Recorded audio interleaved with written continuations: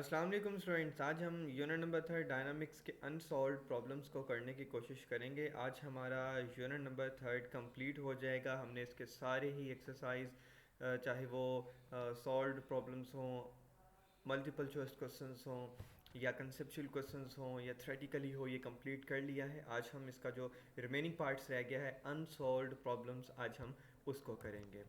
हमारे पास जो पहला प्रॉब्लम आ जाता है, कहता है अ फोर्स ऑफ 20 न्यूटन। एक फोर्स है 20 न्यूटन की, एक बॉडी पर लगती है, उसे मूव करवाती है with an acceleration of 2 metre per second square. तो उस बॉडी में एक्सलेशन कितना प्रोड्यूस हो जाता है? 2 मीटर पर सेकंड स्क्वायर का। What is its mass? उसका मैस क्या होगा?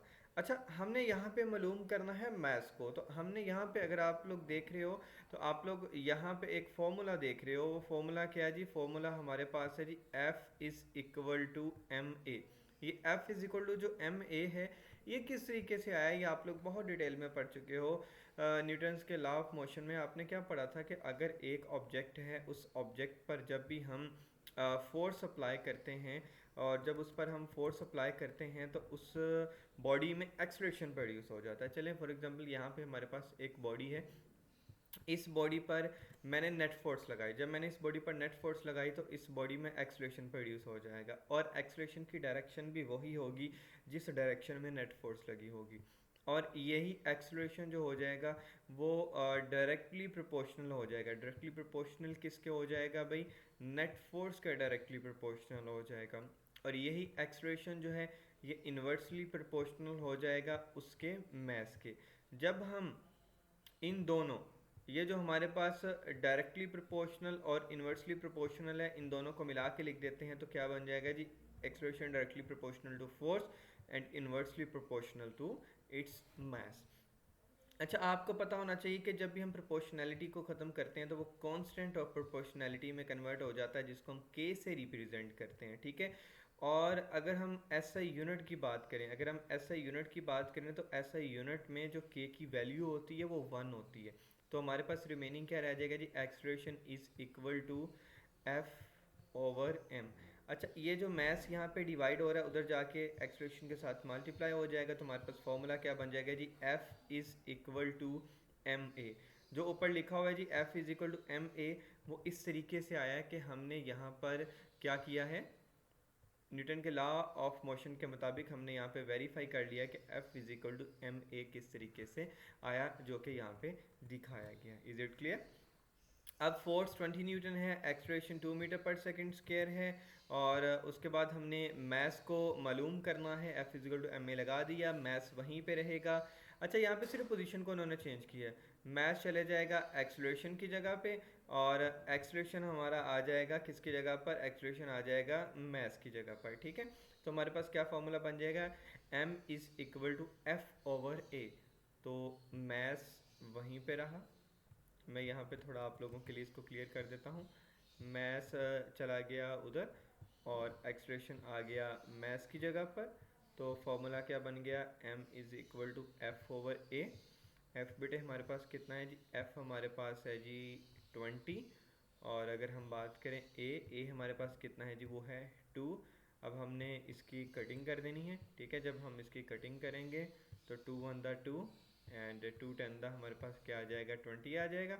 और साथ में अगर हम यूनिट की बात करें तो यूनिट हमारे पास क्या होता है? मैथ्स का यूनिट हमारे पास मैथ्स का केजी होता है। तो हमारे पास मैथ्स कितना आ गया? 10 KG. Is it clear? Next हमारे पास बेटा आ जाता है इसका 3.2 प्रॉब्लम। उसमें कहता था weight of a body is 147 newton. एक बॉडी है, उसका वेट 147 न्यूटन है। What is its mass? उसका मास क्या होगा?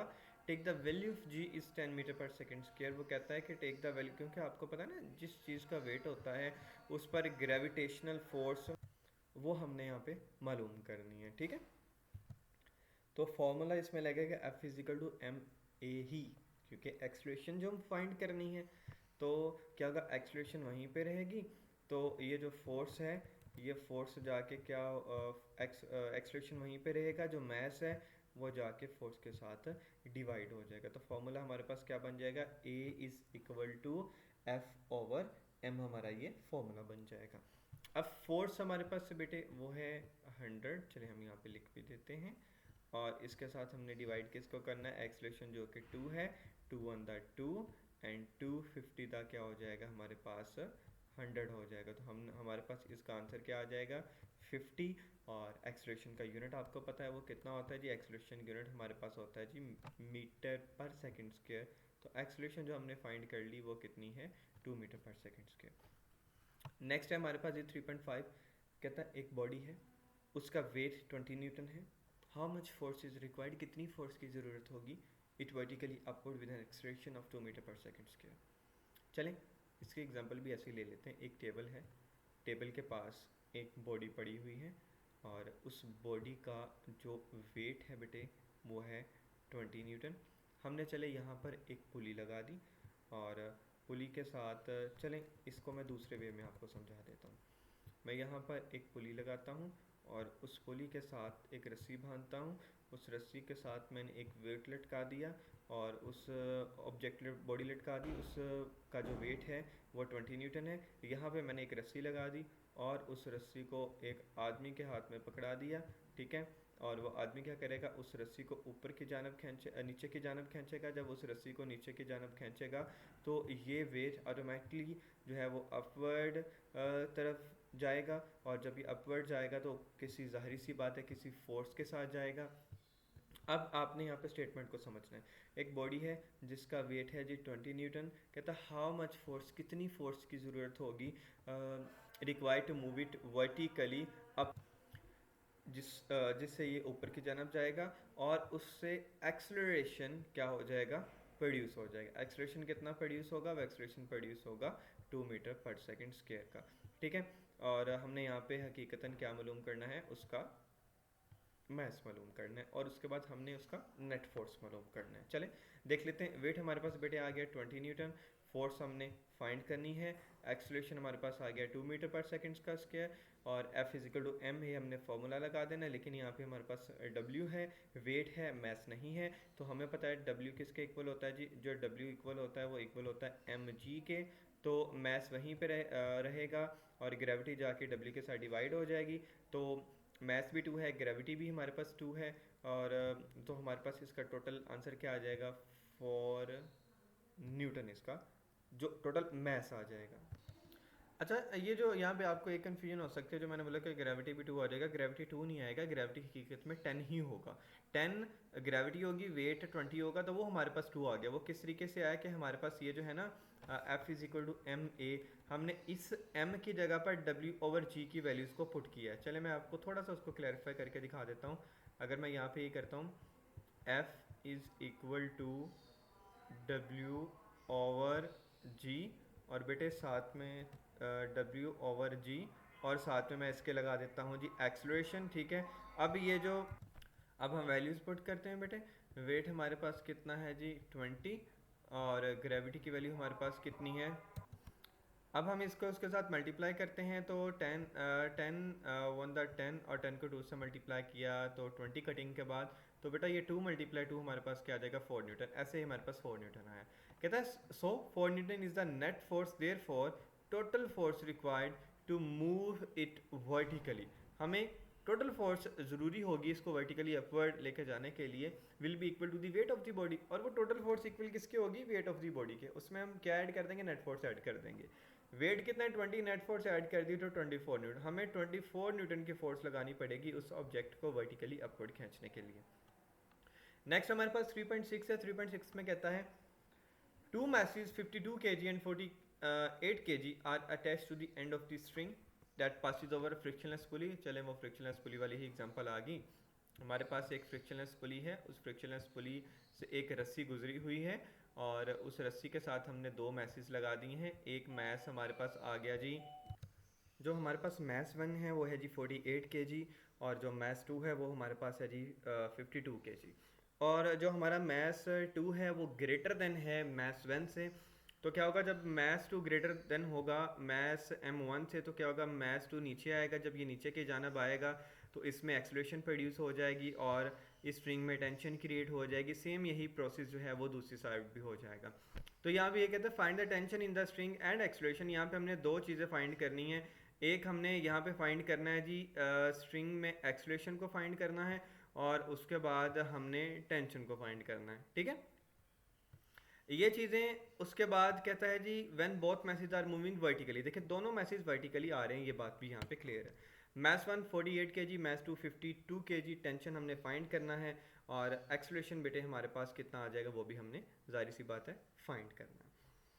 अब एक्सलेशन का फॉर्मूला हमने पढ़ा था, जब दो ऑब्जेक्ट वर्टिकली हैंग होते हैं तो m2 minus m1 plus m2 multiply by gravity. 52 minus 48, तो ये हमारे पास माइनस का 4 आ जाएगा, माइनस का 4 डिवाइडेड बाय 100, क्योंकि 52 प्लस 48 100, और मल्टीप्लाई बाय ग्रेविटी की वैल्यू वो बेटे कितनी है, वो भी 10 है। तो कटिंग हो जाएगी 10 1 द 10 एंड 10 10 द 100, जब माइनस 4 को 10 से डिवाइड किया विच इज़ इक्वल टू 0.4, और 0.4 और साथ में एक्सलेशन का यूनिट वो क्या आ जाएगा जी, मीटर पर सेकेंड स्क्वायर, ठीक है। अब टेंशन फाइंड करनी है हमने, टेंशन का फॉर्मूला आ जाए 2m1 m2 divided by m1 plus m2 multiply by gravity आ जाएगा। जब ऊपर वाली वैल्यूज़ को मल्टीप्लाई करके नीचे वाली वैल्यू 10 10 रह जाएगा ना, क्योंकि देखें यहाँ पे वही 48 प्लस 52 100 100 को 10 के साथ जब कटिंग करेंगे तो इनको मल्टीप्लाई करके हमारे पास सिंपल आ जाएगा जी 10, और ये 4992 which is approximately equal to 500 newton. ये अप्रॉक्सीमेटली किसके इक्वल आ जाएगा जी, 500 न्यूटन के इक्वल आ जाएगा।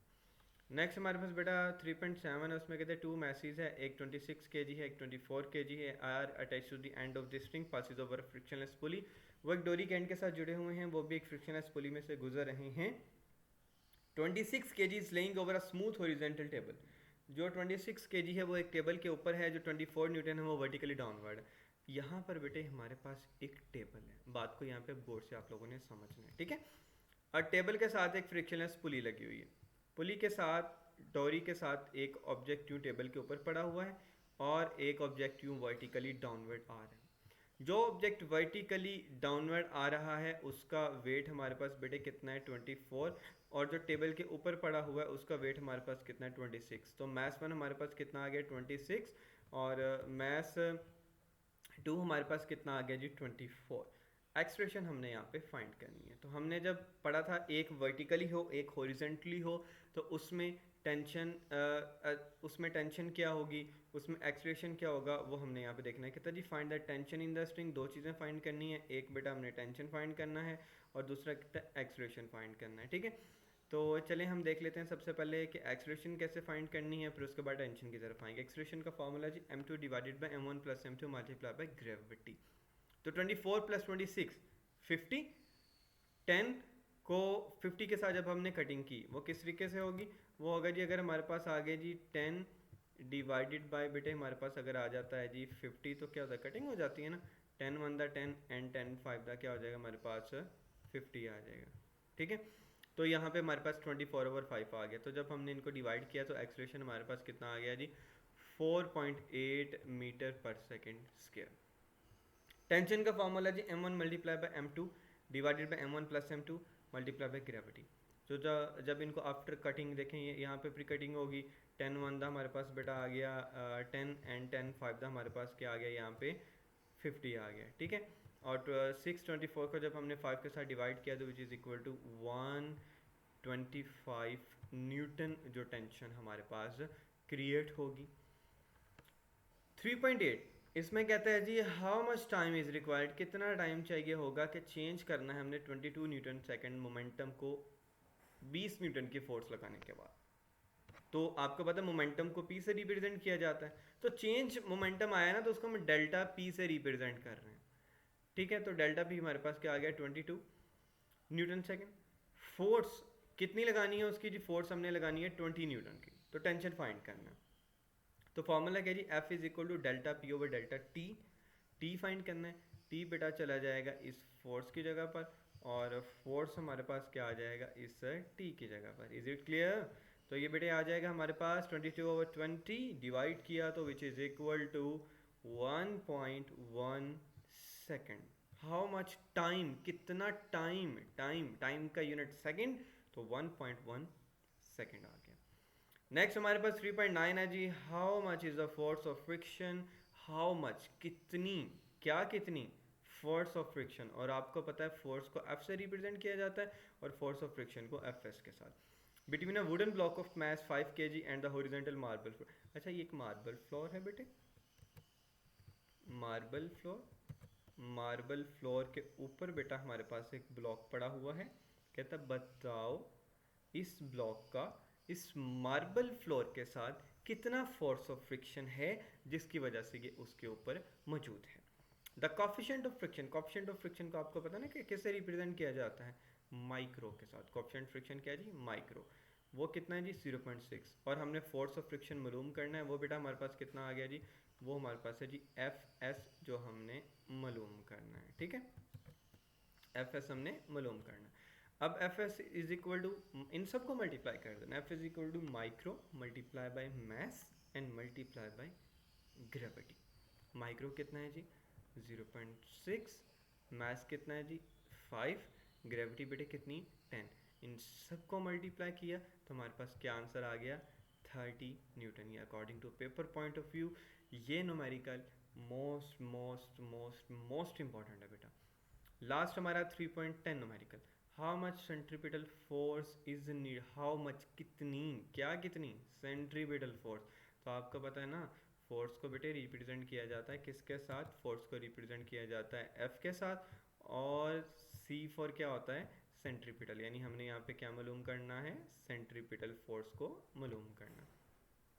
मैथ हमारे पास कितना है 0.5 kg, एक सर्कुलर रेडियस के अंदर, उस सर्कल का जो रेडियस है बेटा वो 0.0 नहीं सॉरी, सर्कल जो सर्कल का रेडियस है वो हमारे पास आ गया जी 50 सेंटीमीटर, तो हमने यहाँ पे क्या लगा दिया रेडियस 50 सेंटीमीटर।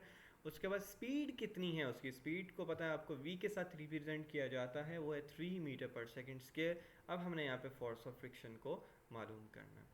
तो मैथ्स बेटे हमारे पास 0.5, वेलोसिटी, वेलोसिटी नहीं है ये क्या है स्पीड। अमूमन बच्चे गलती कर जाते हैं क्योंकि वेलोसिटी को भी आपको पता है वी के साथ रिप्रेजेंट किया जाता है, लेकिन यहाँ पे स्मॉलर कैपिटल लेटर्स का जो है ना वो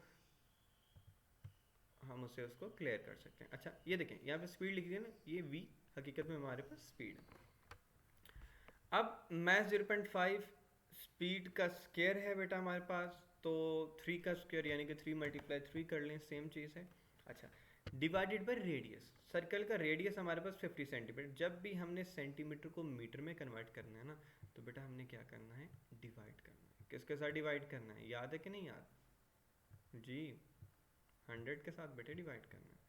तो यहाँ पे कुछ कटिंग कर लें अगर आप कर सकते हैं तो क्या होगा, ये ज़ीरो कट गया इस ज़ीरो के साथ, और 5 1 द 5, 5 2 द 10, रिमेनिंग हमारे पास क्या बच गया जी 1 डिवाइडेड बाई 2।